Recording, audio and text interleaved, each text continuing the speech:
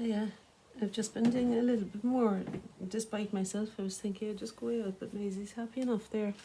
And I thought, look, as I've started getting trigger happy again now, I might as well record what I'm doing. So I've done a little bit more playing about with the, should I turn it that way? I don't know. Playing about with the leaves on this side. It's the painting is almost becoming about those leaves really on the right hand side there. I was kind of having a lot of fun with them. But I'm thinking of doing something now in the tree on this side. So something to do with the, I thought I could use the stencils maybe to put some sort of darks down as branches. When I say some sort of dark, I think blue-brown, fairly thin consistency. I don't want it to stand out too much altogether, but to be handy to have some kind of way in. I'm just using it really fairly lightly because I'm not sure how it's going to work with the sky and things. And I'm not filling in the stencil completely. I'm just touching, so there'll be a little impression anyway of something. Yeah, that's the kind of thing I was after, just so that I could have something that I could turn, that I could put the leaves on. Tiny bit of water. I was saying on the Zoom call there, I was using very little water really in the paint.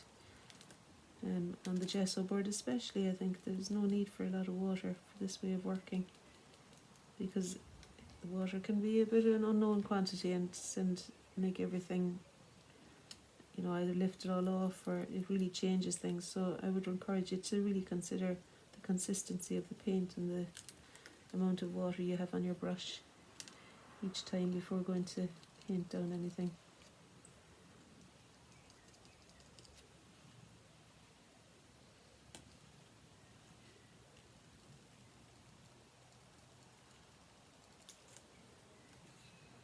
It's no harm, I think, just to have a few bits and pieces established before putting the green in.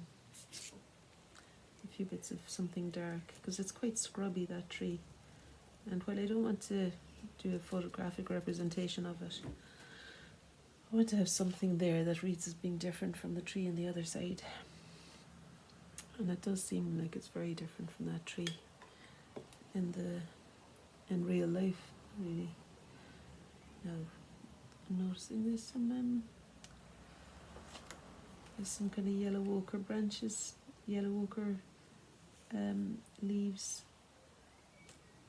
there in front of the hills. So I'm just going to put a bit more of some kind of branchy kind of thing there before I do the yellow ochre leaves.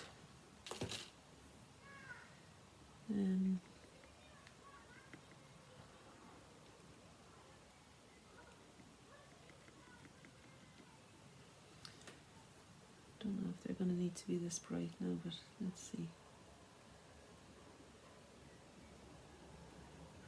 It's really only in front of the trees here that the leaves are actually bright, in front of those distant trees.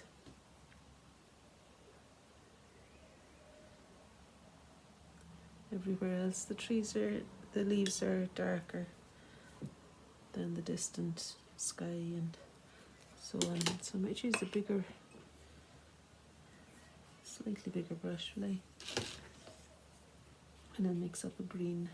So using the cerulean blue, I think it's the cobalt blue I put out. I was wondering why the field wasn't doing what I wanted to do.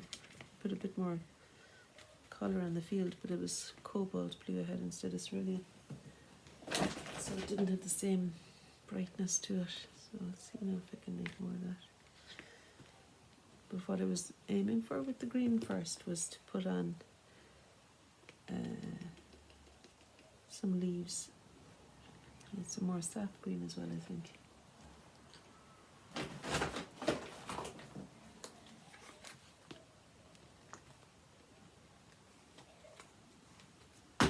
I wanted to put on some more leaves on the tree in front of the sky there. So I'll just mix the sap green with some brown and stuff and see if this will work.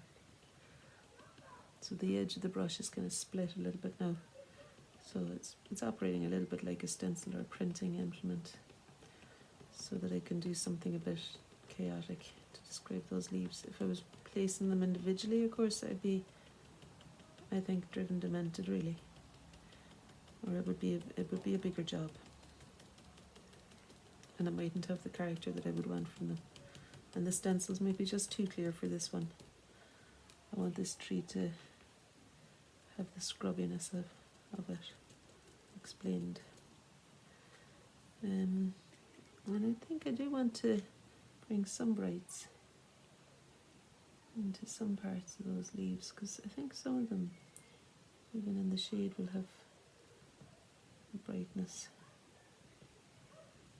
So it's yellow ochre, kind of just what was there really, a little bit of white that I've mixed in to make that colour. I don't want to put on too many now. Okay, so that's that. Yeah, and I think I was thinking one of the things I could do, is to use, instead of using acrylic and making the green, I could try making the same colour with oil paint as a way of really brightening up that field. So far, what I've been doing is trying to make it with cerulean blue, and I think it's lemon yellow now that I've got. I'm not sure if it's lemon yellow or cadmium yellow.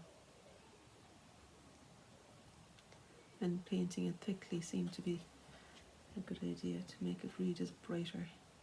The thicker the paint, the brighter it reads. But still, I feel like it's a little bit disappointing in terms of brightness. That spring green field maybe needs a bit more something. Or I might need to reach for a different mix of colours to make it.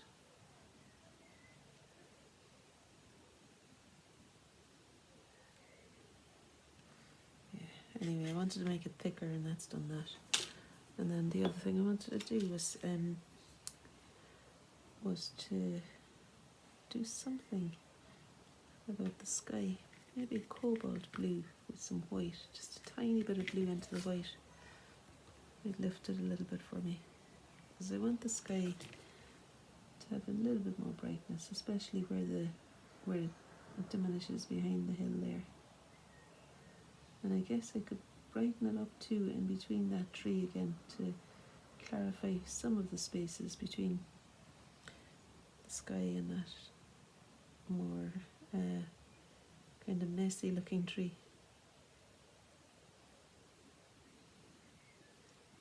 And I was saying to Karen on the call there that when you use a colour in between the branches, it's good to extend it out beyond too, so that we feel as though the tree is overlapping.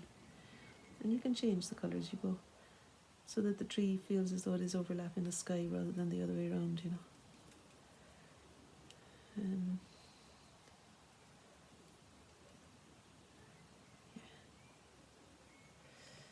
Maybe put some blues in there.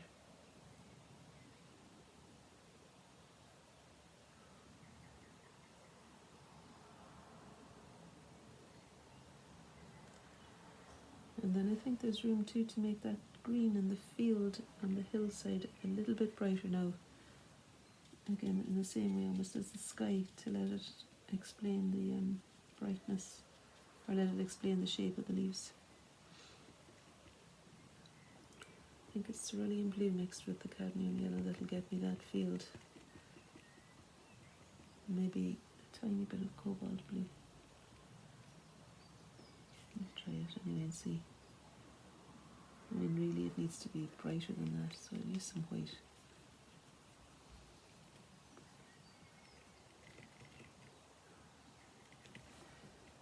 I think cerulean blue, white and yellow is what I'm after for that.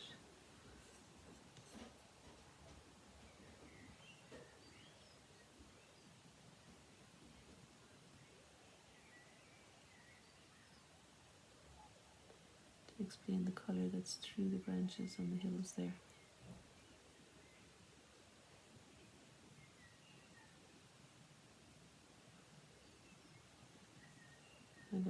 tint it now because it's starting to sting out a bit more than I wanted to. It's, after all, it's sitting behind the trees on the hill, so I wanted to read as though it's back there. And I think a little bit more brown and crimson maybe to make the hazy colour of the trees back here too.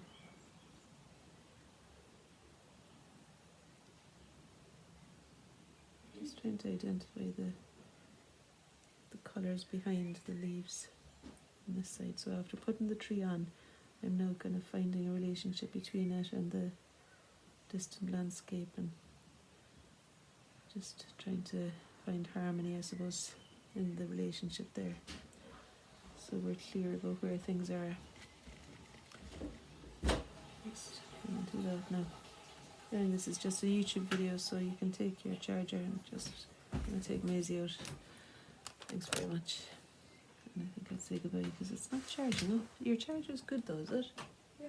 It's like it was maybe. It's really like an iPad. Okay, so I think it's going to cut out any second now, so I'm just going to show you what happened and head away with Maisie for a walk. Just subduing the hills a little bit more again. It's all a bit of a dance, isn't it, between one and the other. So I don't know if this is a better angle for you to see it at, or if I need to turn it this way. But thanks very much for watching anyway. That's the painting. And the photograph, if you want it, if you're not on my, if I do end up sharing it publicly, the photograph I'll send to you if you want. That's it there. The photo I took yesterday of the Pentland Hills. And that's the painting. So it's all acrylic, but like I was saying, I might try a bit of oil paint on that field to really brighten it up. You can see the brighten the field in the phone picture. Okay, thanks very much for being here, and all the best. Bye.